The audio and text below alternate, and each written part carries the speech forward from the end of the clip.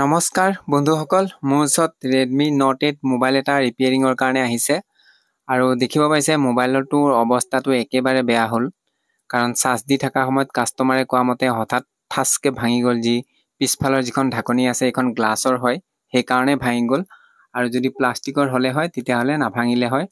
আৰু ভাঙাৰ কাৰণ এটাই, যি বেটেৰীটো দেখিব পাইছে পুৰা ফুলি গৈছে। আৰু যিটো হতিকে বেটেৰীটো ফুলি গ'ল, ইয়াৰ কোনো কাম নাই। আৰু এতিয়া আহক ইয়াত এটা নতুন এটা বেটেৰী লগাই চাম। লগাই চোৱাৰ পিছত যদি মোবাইলটো অন হয় তেতিয়াহ'লে আৰু পিছফালৰ যিখন ঢাকনি ভাঙিছে সেইখনো নতুন লগাম। আৰু যি দেখিব পাইছে এইটো বেটেৰী কোনো কাম নাই, ফুলি গ'ল।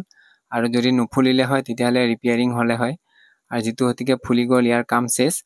আৰু আহক এতিয়া যি সাইডত যিখিনি লেতেৰা আছে এইখিনি ধুনীয়া কৰি অলপ চাফ চিকুণ কৰি লওঁ। তাৰপিছত যদি ইয়াৰ বেক পেনেলখন অৰ্থাৎ বেক ফালৰ যিখন ঢাকনি লগাবলগীয়া হ'ব, তেতিয়া এইখিনি সাইডে গোটেইখিনি এঠাখিনি চাফা কৰি ল'ব লাগিব।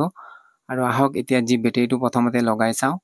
আৰু এইটো হৈছে বেটেৰীটো, আৰু অৰিজিনেল MI বেটেৰী নহয়।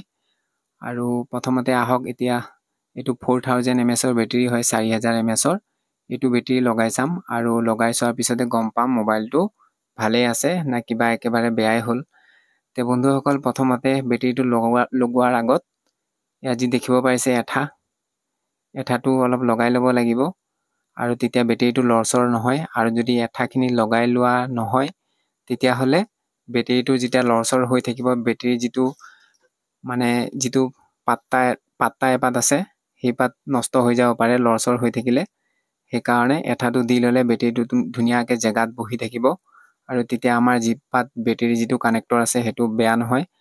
আৰু ইয়াত যি দেখিব পাইছে এটা হৈছে ডিছপ্লে কানেক্টৰ হয়, আৰু এটা হৈছে চাৰ্জিং স্পিকাৰ মাইক্ৰফোনৰ কানেক্টৰ হয়, সেইটোও লগাই ল'ম। তাৰপিছত বেটেৰীটো কানেকশ্যনটো ইয়াত মোবাইলৰ লগত দি দিম। আৰু তাৰপিছত বন্ধুসকল এতিয়া প্ৰথমতে চাওঁ মোবাইলটো অ'কে হৈ আছে নে নাই। আৰু তাৰ কাৰণে এতিয়া পাৱাৰ ছুইচটো অন কৰি চালে গম পাম। যদি অ'কে হৈ আছে তেতিয়াহ'লে অন হ'ব। আৰু যি বন্ধুসকল যি দেখিব পাইছে মোবাইলটো অন হৈ গ'ল, আৰু মোবাইলটো ইতিমধ্যে ঠিকেই আছে। তে মোবাইলটো এতিয়াও বেয়া হোৱা নাই, কাৰণ বেটেৰীটোহে বেয়া হ'ল আৰু পিছফালৰ যিখন ঢাকনি আছে সেইখন বেয়া হ'ল। এতিয়া ধুমাধুম আহক ইয়াত এঠা লগাই লওঁ, চাইডে এঠাটো লগাই ল'ম। এঠাটো লগাই লোৱাৰ পিছত আমাৰ যিখন ঢাকনি আছে পিছফালৰ ঢাকনিখন বহাই দিম। তেতিয়া আমাৰ কাম কমপ্লিট হৈ যাব। তে বন্ধুসকল ইয়াত চাইডে এঠাটো ভালকৈ দিব লাগিব। আৰু এঠাটো যেতিয়া দিয়া কমপ্লিট হৈ যাব, তাৰপিছত নট মাৰা যিখন ঢাকনি আছে নটকেইটা ধুমাধুম মাৰি দিওঁ। আৰু নটকেইটা মাৰা হোৱাৰ পিছত যিখন ঢাকনি হয় সেইখন লগাম। আৰু ইতিমধ্যে আমাৰ নটৰ কাম কমপ্লিট হৈ গ'ল, এইটো লাষ্ট নট হয়। আৰু লগোৱা হৈ গ'ল।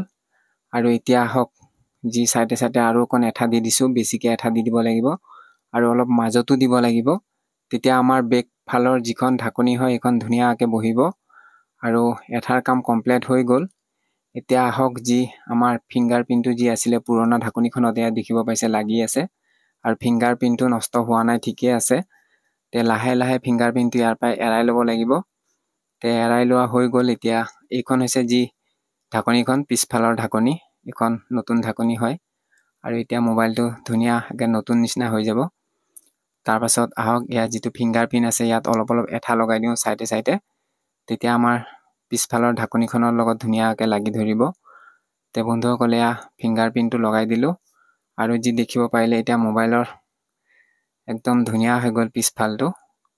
আৰু এতিয়া এঠাখিনি যিটো গতিকে দিয়া হ'লে, এতিয়া ইয়াত লবৰ লাগিব। লবৰটো 3 ঘণ্টামান মাৰি থৈ দিম। আৰু মাৰা হোৱাৰ পিছত যি ইয়াৰ এঠাখিনি আছে ৰিপিট খাই বহি যাব। তাৰ 3 ঘণ্টামানৰ পিছত যিকেইডাল লবৰ আছে এইকেইডাল খুলি দিম। খোলাৰ পিছত যি চাইডে এঠা যদি অলপ বাহিৰ ফালে ওলাই থাকে, তেতিয়াহ'লে কাপোৰ এখনেদি মুচি দিলে আমাৰ ধুনীয়া সুন্দৰ হৈ যাব আকৌ আগৰ নিচিনা। আৰু যি দেখিব পাৰিলে এয়া লবৰকেইডাল মাৰি আছোঁ। আৰু এতিয়া 3 ঘণ্টামান কাৰণে ধুনীয়াকৈ থৈ দিব লাগিব। আৰু যি চাইডত দেখিব পাইছে এঠাখিনি বাহিৰ হৈ আহিছে। যিখিনি লাগে সেইখিনি মোবাইলত লাগিব, আৰু যিখিনি নালাগে সেইখিনি বাহিৰ ফালে আহিব। তে কাপোৰেদি ধুনীয়া কৰি মুচি দিলে দাগ লেতেৰা হৈ নাথাকে। আৰু এতিয়া 3 ঘণ্টাৰ কাৰণে থৈ দিলোঁ। তে 3 ঘণ্টাৰ পিছত যেতিয়া বন্ধুসকল পাৰ হ'ব, আৰু মোবাইল দেখিব পাইছে অ'কে হৈ আছে, এতিয়া কোনো অফ হৈ যোৱা নাই। তে বন্ধুসকলে এতিয়া 3 ঘণ্টা সময় পাৰ হৈ গ'ল।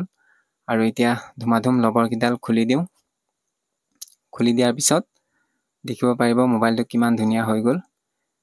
তে এনেকুৱা যদি বেটেৰী অলপ ফুলা নিচিনা পায় লগে লগে সলাই দিব। এনেকৈ এক্সিডেণ্ট হোৱালে নাথাকিব, নহ'লে ডাঙৰ ঘটনা হৈ যাব পাৰে।